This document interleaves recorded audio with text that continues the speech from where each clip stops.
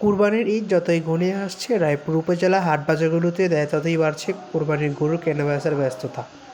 তবে হাইতিগঞ্জে হাটে দেখা দিয়েছে, ক্রেতারা কম দামে গরু কিনে খুশি হলেও বিক্রেতা ও খামারিরা বলছেন, উৎপাদন খরচ তোলা তো দূরের কথা, অনেক ক্ষেত্রে লোকসান গুনতে হচ্ছে।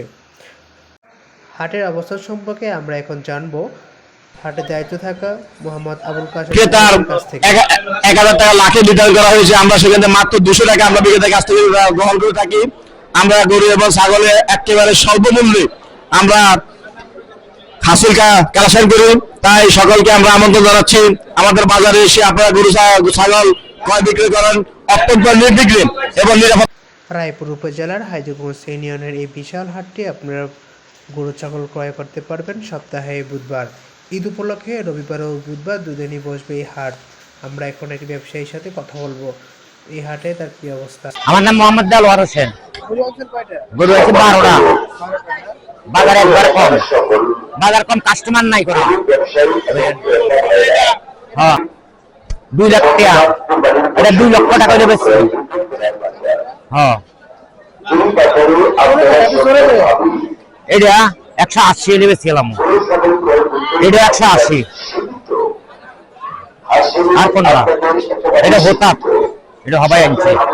বাজারে একবারে কম, কোনো কাস্টমার নাই। হ্যাঁ এই সব আছি এর থেকে ফরিদপুর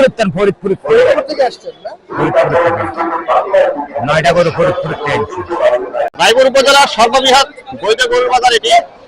ইতিমধ্যে আপনারা জেনেছেন এই গরু বাজারের যে সমস্ত গরুগুলো এসে থাকে তার মধ্যে অধিকাংশ গরুগুলোই মেঘনার বিস্তীর্ণ চরাঞ্চলে তাজা এবং সবুজ ঘাসের মাধ্যমে পালিত করা হয়। এর ফলে এই বাজার থেকে ক্রয় করা গরুগুলো একদিকে যেমন স্বাস্থ্যসম্মত, অন্যদিকে এই গরুগুলোর মাংস অনেকটা পুষ্টিকর। সারাদিন ধন্যবাদ।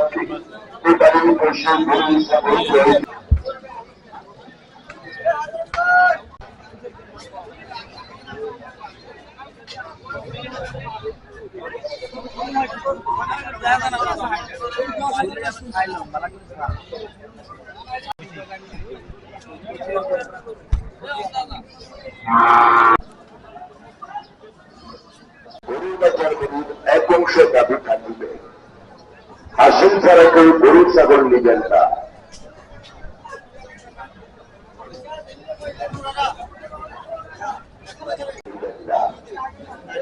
তাহলে আপনার এক অংশ দাবি থাকবে।